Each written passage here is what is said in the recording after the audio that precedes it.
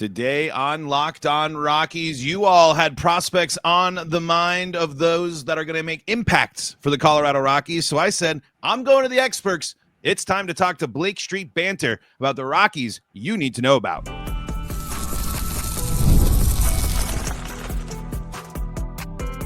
You are Locked On Rockies, your daily Colorado Rockies podcast. Part of the Locked On Podcast Network, your team every day. Rock on Rockies fans, welcome into the Locked On Rockies podcast for today, the 25th day of February. I am your host of the Locked On Rockies podcast, Paul Holden, joined by very special guests, Blake Street Banter here, part of it. They got a whole team, but we got Aaron and Tyler here from Blake Street Banter joining us fresh off of recording a podcast there. So they're pulling double duty here tonight for us. So really appreciate that here. And we appreciate all of you for making us your first listen of the day. You can find Locked On Rockies and Blake Street Banter on your favorite streaming services and on the Locked On Rockies and Blake Street Banter. You guys are on YouTube, right? You got the podcast going up there. We're going, man. Yeah, there you are. YouTube, all that good stuff. So make sure to check out the pods there. Support. Appreciate all the support because it is a busy time for you guys. It has got to be.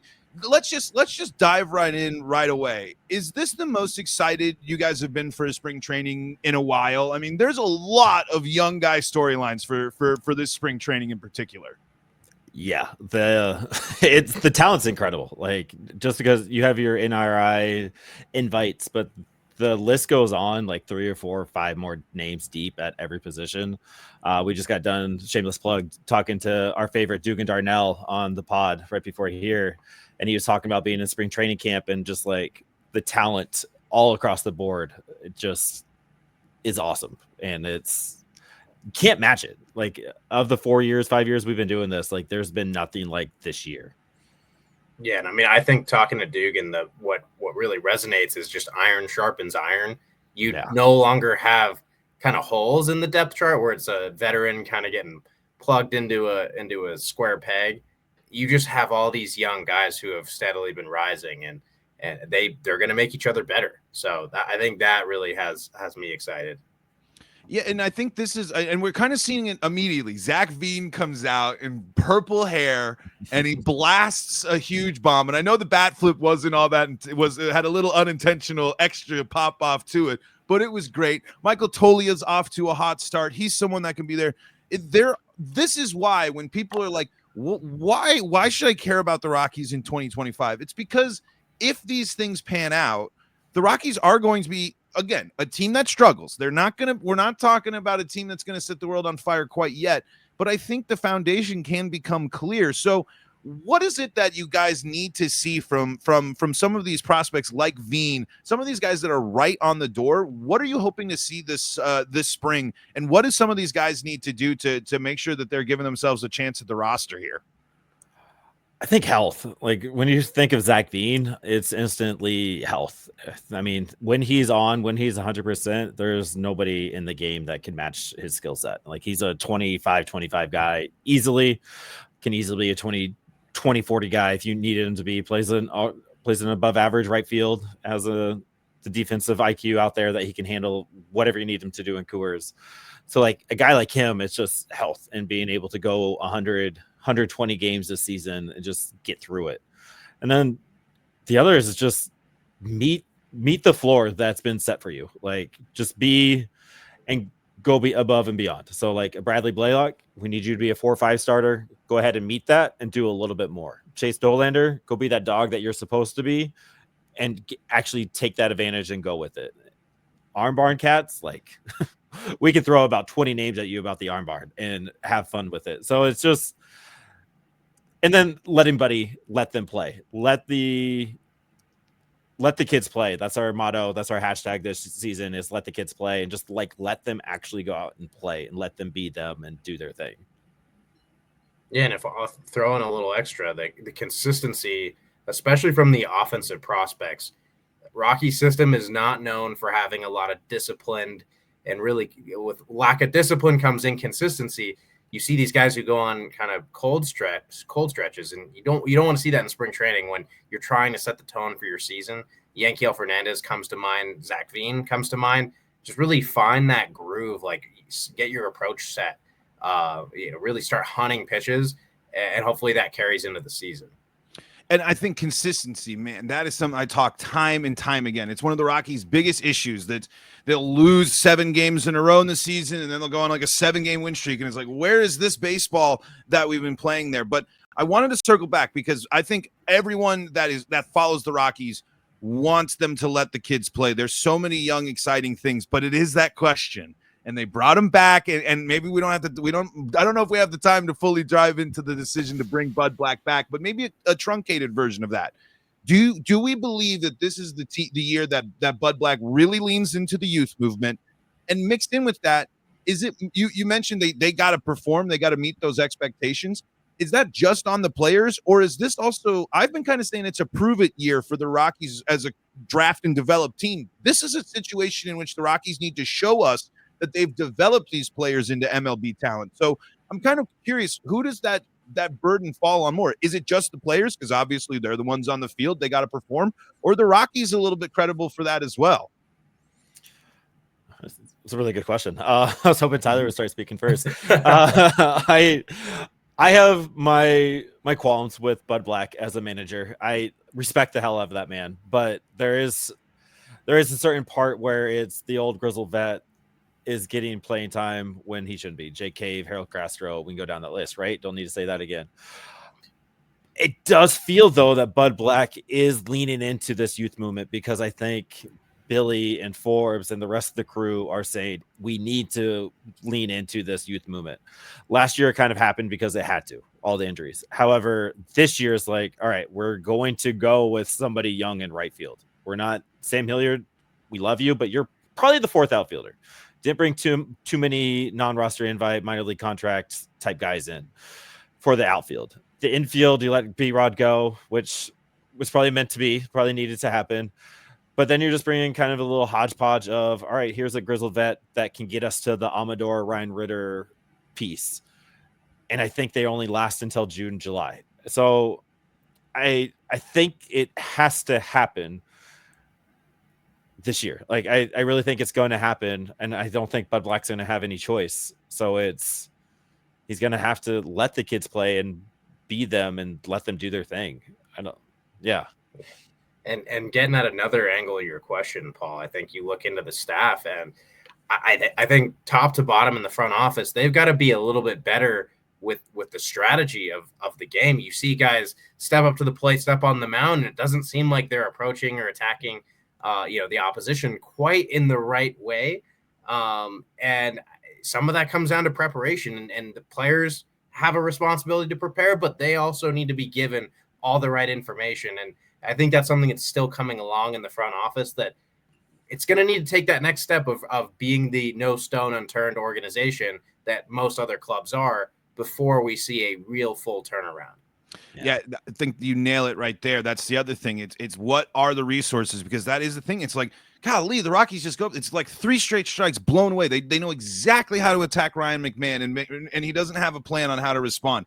That I really want to see more competitive ball from the Rockies this year, and I hope the young guys are leading the way for that. And so I think there's so much prove it here from the guys that need to prove it on the field to members of the front office and on the coaching staff. Because again, if you stall out, if you don't do it, then what was the point in bringing them back? And what are you doing? What are you planning for the future here? So I want to ask the big question, one of my big questions here for you guys, because you mentioned Sam Hilliard, and I'm 4th outfielder. Sam Hilliard, fine, totally cool with it. I think he fits the vibes of the team. He clearly has a great relationship with the team. He knows how to play Coors Field. I know he started his spring training off with a 3-run sac fly, but we'll forgive that. Yeah, that didn't actually happen. Some ridiculousness there, but right field, and we mentioned the Rockies getting in their own way, and they're already talking about Chris Bryant playing right field on the road, and it's immediate. I mean, I see you, Tyler. I feel like you guys. I throw my hand in I'm like, no, they have a perfect position designed exactly for what you're trying to get for Chris Bryant. So my question for you is this: do you think someone's going to have a good enough spring that makes the case for, I am the right fielder, Chris Bryant, stay as the DH. It is time to let this kid shine. Do you think that there is someone that will come through this logjam of outfielders that will make that decision and kind of force that decision for the Rockies? I hope so. I mean, I think I saw Patrick Saunders mention that it kind of a turning course from what Thomas Harding had reported of that right field plan, where Saunders seemed to say more like he's going to DH. And that is the logical approach to this. Like, why are we giving him any run in the outfield? If anything, and I don't want to take away from Mike Tolia, if anything, Chris Bryant should play a little first base here and there. Like, we've seen Chris Bryant run around in the outfield a few too many times where it truly became, it transcended the joke of, hey, he's just going to go get injured. It happened 3, 4, maybe 5 times out there. So it's time to really, I hope Jordan Beck can really snatch that role. He seems like the guy who has the biggest opportunity to make that happen. Otherwise, I mean, Zach Veen does have a very legit shot. Sam Hilliard's sort of the backup. I think Sam Hilliard plays a lot more outfield than Chris Bryant this year, assuming he can perform at an adequate level. Yeah, I'm not going to add anything to that. I agree. Yeah, no, it's you mentioned it, that any game that the Rockies have Sam Hilliard and Chris Bryant playing in the outfield is a failure in 2025. I'm not afraid to say that. That is not good game planning for this year. It's not understanding what we need to do. They need to, because there's already so many limited opportunities, not only for right field, but like I'm already thinking, how is Hunter Goodman going to get on the field? How is Drew Romo going to get on the field when that eventually starts coming up and we get to there? And you mentioned what is Estrada's long-term role? Is he going to play the full season? Are the Rockies going to try to move? I just really do hope that it's like, just what else? What are we going to miss out on here? We got the juggernaut Dodgers doing their thing. Like, now is the time to really see this stuff.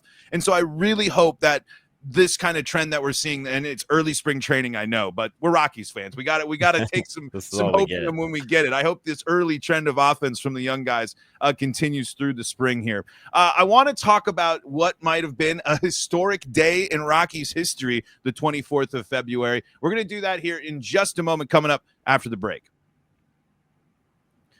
Welcome back into the Locked On Rockies podcast, joined by Blake Street Banter. I realized I didn't get the full plug to start, so why don't you guys take it away here to start things off, where they can find you, where they can check out all the stuff, so they can know who we're chatting with, and where they can go for their second listen to check things out for the day there. Yeah, just Blake Street Banter on whatever. We're very active, much more active on the Twitter, the X, so to speak, and Instagram. We're trying to grow the YouTube channel. We're trying to do our best Locked On impression. Trying to grow that. We just released our top 5 to 10 MILB tools series on there, as well as our website, blakestreetbanter.com. So really find us on the X, the YouTube, the IG, and blakestreetbanter.com.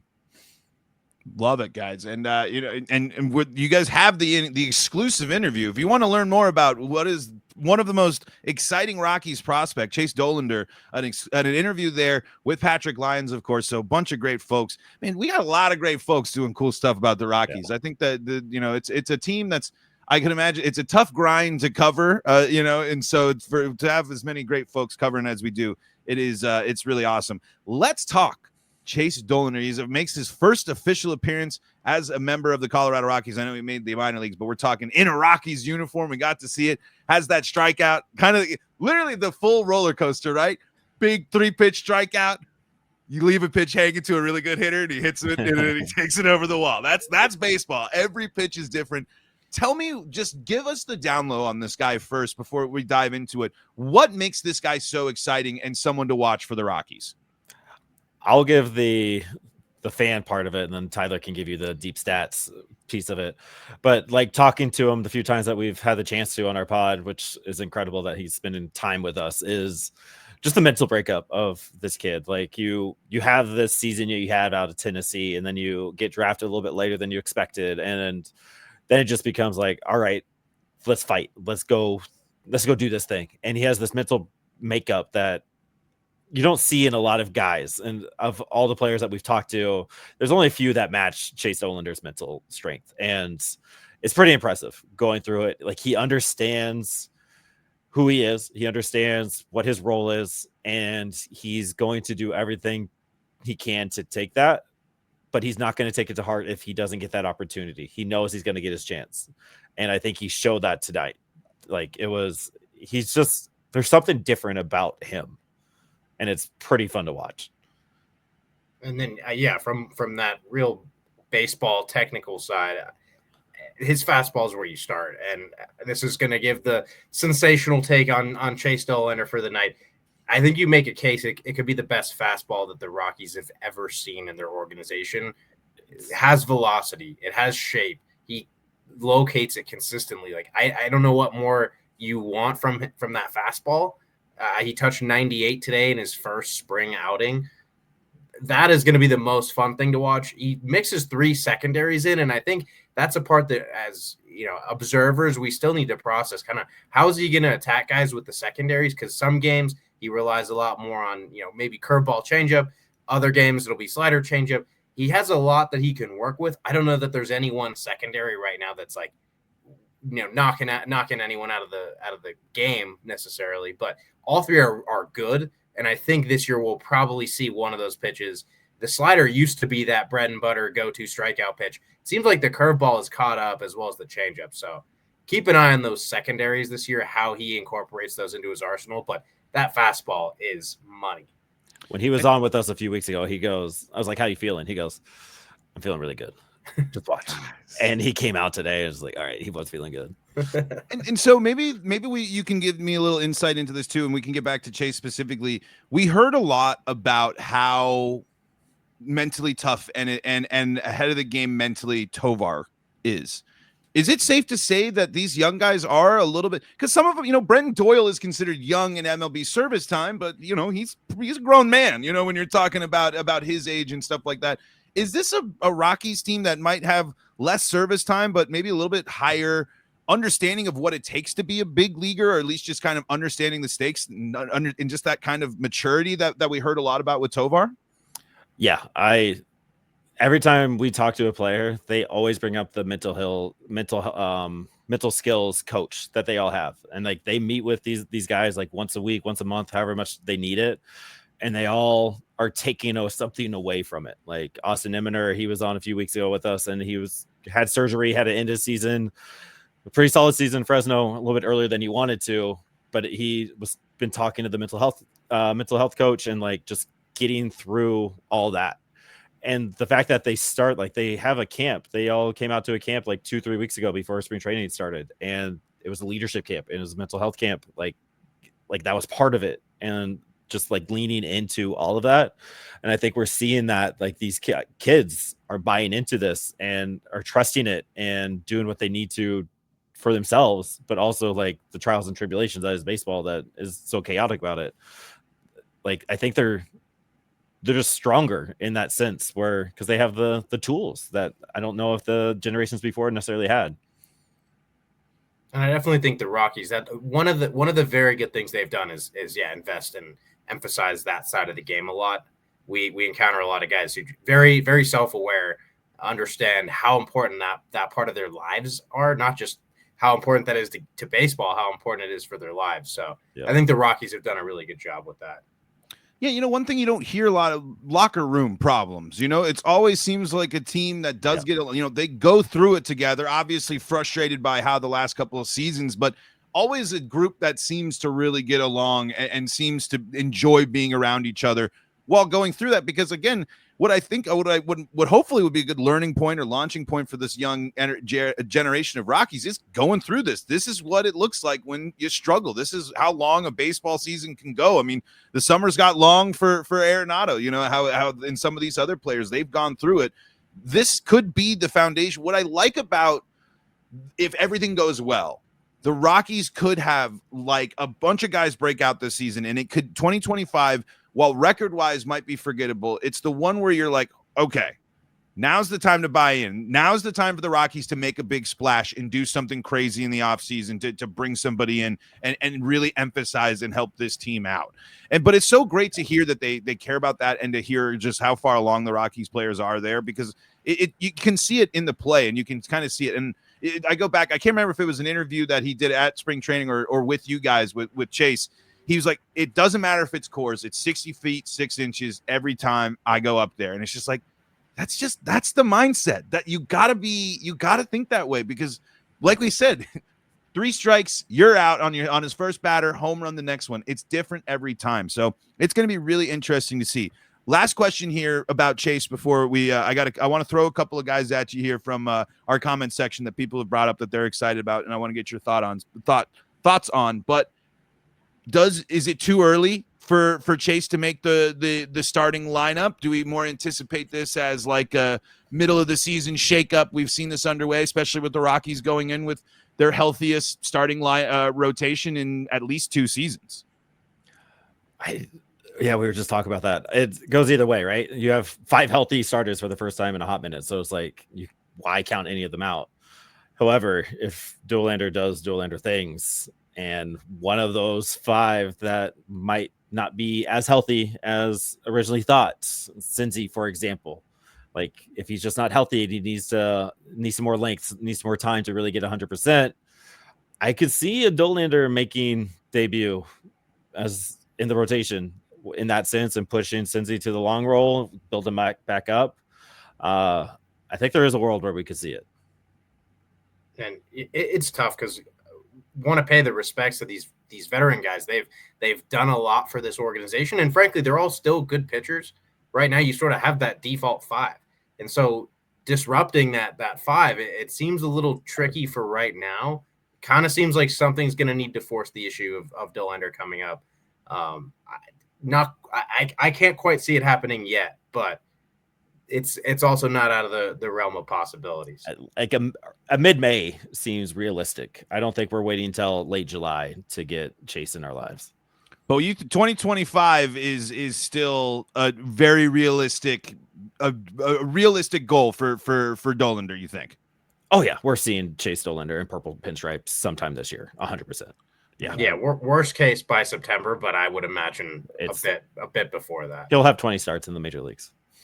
Okay, boom, there it is. That's what we're looking. 20 starts. I love that there. Market. And it's interesting. We got to take a break, and so we won't dive too much. But you say Senza for that. I've always thought it might be Gomber, the one going into the bullpen there. It's kind of always been flirted with there. And I'm kind of just like, I'm putting all good energy for Ryan Feltner. He was, there's a lot of great stuff about him mixed with a lot of bad luck for him. So I am all just sending good vibes his way because I think that he could be someone that's really interesting and can be a difference maker for the Rockies as well. I want to throw a couple of names at you from the Locked On Rockies YouTube comment sections of that fans are excited about and they've told me to keep our eye on. So we're going to do that coming up next right after a quick break. Before we do that, got to tell you about some of the folks that help make this show possible, and that includes FanDuel. When the game tips off, the NBA action is just getting started, and there's no better place to get in on the action than FanDuel, America's #1 sportsbook. With FanDuel, you can place live bets throughout the game, so even if you miss the opening tip-off or want to bet on a fourth-quarter comeback, you can stay in the action. And if you're looking for a bigger payout, you can even combine your live bets into a same-game parlay. The app is super easy to use, and when you win, you can get paid instantly, and you can get in on MLB futures, or, of course, you got your Denver Nuggets and Nikola Jokic, who's probably a great bet to make you some money every night. Right now, new customers at FanDuel can get $150 in bonus bets. If your first $5 bet wins, just visit FanDuel.com to join today. That's FanDuel.com for your shot at $150 in bonus bets. Make every moment more with FanDuel, the official sports betting partner of the NBA. Joined now, of course, well, not now, but the whole time by Blake Street Banter here as we are wrapping up. I want to hit a couple of things. I know it's not a sponsored segment, but I did see this. Michael Toglia over under 22.5 home runs, smashing the over, right? Responsibly, yes. Yeah, of course. Yeah, that's the right answer, responsibly. But that was one I saw, and I was like, that one's pretty interesting. I'm pretty interested in that one. He might bat 220, but I think if he hit 25 home runs last year in that time period, no reason why he won't do it again. But okay, couple of names to throw at you here from the Locked On Rockies YouTube comment section that I wanted to hear from you guys here. This is from TK, and he says Zach Agnos, maybe correct me if I'm wrong, will be the best closer in Rockies history. Perfect demeanor for Coors. Your thoughts? I love the take. Zach's a friend of the pod, so I have it. Seth Halverson is going to have something to say about it, but Zach Agnos' control and command of all of his pitches is insane. Not many people walk less than Zach Agnos. I don't know if there is somebody that walks less people than Zach Agnos, but best Rockies bullpen closer of all time is a push because, again, Seth Halverson. But yeah, I mean, if you want a clean bullpen prospect, which seems like a rarity, usually you get these high octane arms who are the opposite of clean, like really rough around the edges. Zach Agnos is 4 pitches, can control them all. Like, how often do you have a relief prospect like that? He's not blowing the doors off, but he's also hitting 95, 96 here and there. So he's got the arm strength and definitely the pitch ability to be really, really good. As only his second year of being a full-time pitcher as well. So just let that kid grow. He came out of East Carolina as a two-way. He played shortstop for them and closed out for them in college. So it can only get better for him. Yeah, absolutely. And of course, the one thing that I love to hear about that, control and able to hit the spots. We saw last year with the bullpen. Please don't walk people in the ninth inning. It would be great if you didn't do that. That would be awesome. We got one here. There's 2 comments here from Stewie wanting to know about Sean Sullivan. Does Sean Sullivan have a shot at making the bigs this year? Does he have a shot at ever making the bigs? His early work in A+ and AA ball was pretty good, but he's not young and not sure how much time he really has to prove himself. I'm going to mute my mic. Do your thing, Tyler. Yeah, I mean, this is a guy I've effectively tried to flag plan on. Like, this is a guy I want to see be great, and I know he's going to be great in some ways. And I think he's got time to kind of address that. He drafted in 2023. This was his first full pro season. I think he's got some time to get to the big leagues this year. It's sort of a coin flip. He's one of the only prospects coming into spring training who's not fully healthy. He had hip surgery in the offseason, and so that's keeping him a step behind some of his counterparts. But there's some really interesting stuff with Sullivan, and a lot of it just comes down to the approach he has, for hitters and their eyes.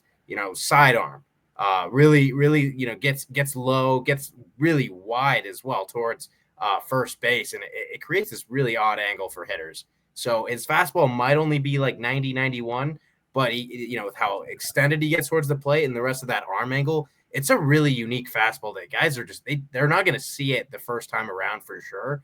And it might take them like 10 career at bats to be like, oh, I've got that Sullivan guy now. So there might end up being a relief future because he's a 3-pitch guy, and really it's 2 pitches to each side of the plate, righty and lefty. But there's really fun stuff with Sean Sullivan. We call him the wizard at Blake Street Banter because the fastball is magic. It's not, like these other guys like overpowering. It's magic. You just don't see it. He's fun to watch. All right, love it. All right, well, one from me here, and it's not technically a rookie here, but where are we at on Justin Lawrence? I love what Justin Lawrence brings to the bullpen. I love the energy, but boy, did I not love watching Justin Lawrence pitch last year. It was really frustrating because going into the season, I was very high on the J-Law train. Do we think a little retooling? We still got something special there. I love a funky arm angle out of the bullpen and a dominant sweeper, but got to hit the zone. Yeah, I mean, it's all about control with him and making his arsenal just a little bit nasty, kind of like what Tyler was just saying about Sean. It's once you see him, you kind of know it. And I think that's what happened with Justin Lawrence. It's just, you got to up the ante a little bit. You got to make it move a little bit differently. And so hopefully he worked on that in the off season. I still like him as a nice 6'7" veteran guy. I don't think I want to give him the reins of the closer role. You got Tyler Kinley, and you got Sullivan and Jaden Hill that can easily take that, Victor Vodnik. But I think he's a good vet piece that kind of calms the arm barn down a little bit when we need it, and can easily get you 2 innings if you need it there as well. Yeah, I think he's going to just needs that touch of precision to get back into being what made him so great in 2023. Yeah, and I think he can thrive not as the closer. I think the closing role, and I don't want to be, putting it on him, but it just seemed like the moment got a little too big sometimes, and you just can't start a 1-run ball game with 2 runners on 6, 2 walks on 10 pitches. You just can't do that type of stuff, and it seems like that was the thing. Rapid fire real quick before we wrap up. Seth Halverson, and we mentioned it real quick there, but we got one more comment there. Excited about that. Just give me the quick rundown on Seth. Any chance that he might be making an impact at the major league level here? Yes. I mean, it's just mad power. Like, he touched 102 in the big leagues already. That'll play always, and he's got a splitter and a slider that both are pretty dominant too. Yeah, roommates with Chase Dollander too, so that room just like is everything. See, you just watch these guys light up when you bring up some of these names, and that's how you know. Not only do they know their stuff, but we're excited about the Rockies of the future. We're out of time here for tonight, but I do got to sneak in one last question before we finish. Who is starting in right field on opening day? Who gets the mantle? I know we briefly touched on this, but I think this is easily the most interesting, position battle at camp this year. Catcher a little bit, but that's more for the backup role. I want to know who is starting in right field on opening day. I'm going to go dark horse. We talked about it a little bit on ours. Yankiel Fernandez. I think he's going to push the envelope. He's going to do his thing, and 40 bombs is just too hard to pass up on. I'm gonna stick in the same vein as not the expected guy right now, Zach Veen. I think he keeps the train moving here in spring training, and undeniable talent earns the job. And I think Veen would bring a really interesting energy into the locker room as well. I think a big energy guy, of course. When you show up rocking a purple full set of hair and you hear the interviews that he's given, he's a ton of fun. Blake Street Banter, let's wrap up. Where can people go to make sure that they're staying up to date with all things? Like I said, folks, if you ain't familiar with Blake Street Banter, there's no one better covering prospects out there. These guys are talking to them, covering them. They care a lot about the minor league system. And from the top down, if you got a name, I guarantee that these guys know it in the Rockies system. Where can they go to stay up to date with everything that you guys do? PlayStreetBanter.com is the best way to find all of our written content. Me, Tyler, and Lewis go live every Monday for Road to Blake Street, our podcast on every Monday, where we talk just literally minor leagues. We will cover the Fresno Grizzlies all the way up to the Albuquerque Isotopes and sprinkle in some ACL, DSL thing. And there's nobody that does more work than Tyler when it comes to draft stuff. So get ready for that. Check us out, all the written stuff on the YouTube, on the Twitter, on the Instagram, and your favorite listening platform for your favorite podcast. And folks, here on the Locked On Rockies podcast, find us on the Locked On Rockies YouTube channel, the best place to be part of the show, firing off your Rockies hot takes. Thanking you all for making us your first listen of the day. Folks, until next time, this is Paul Holden saying so long from the Locked On Rockies podcast.